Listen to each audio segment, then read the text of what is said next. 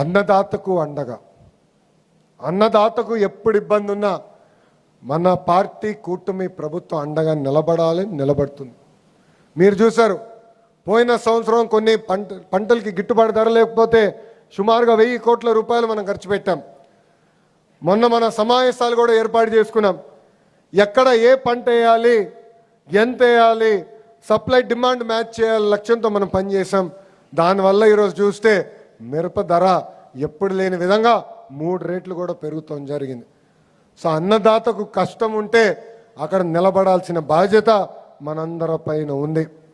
ఇంకా ఆరోది తెలుగు జాతి విశ్వఖ్యాతి. తెలుగు జాతి కోసం పుట్టిన పార్టీ తెలుగుదేశం పార్టీ. తెలుగులు ఎక్కడున్నా గర్వంగా తలెత్తుకుని తిరగాలి.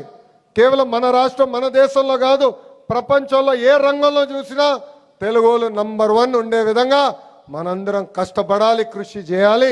అదే మన లక్ష్యమని ఈ సభాముఖంగా మీ అందరికీ తెలియజేస్తున్నాం. ఎప్పుడన్నా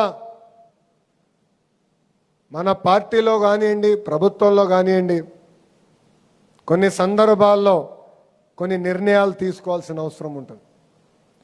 ఆ నిర్ణయాలు తీసుకున్నప్పుడు ఈ 6 శాసనాలు మన గుండెల్లో పెట్టుకుని తీసుకోండి.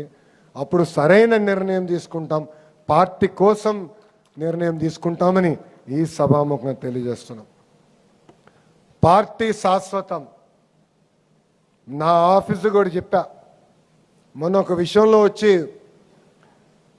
సార్ కొంచెం టైం ఇవ్వాలి, మీరు వారానికి ఒకరోజు పార్టీ ఆఫీస్కి వస్తున్నారు, ఈ వారం కుదరపోవచ్చు, ప్రభుత్వంలో ఈ కార్యక్రమాలు ఉందంటే వాళ్ళకి ఒకటే చెప్పా, తెలుగుదేశం పార్టీ నా సొంతలు, ప్రభుత్వం అనేది నా కిరాయి ఇల్లు, ఇది గుర్తుపెట్టుకోండి మనసులో.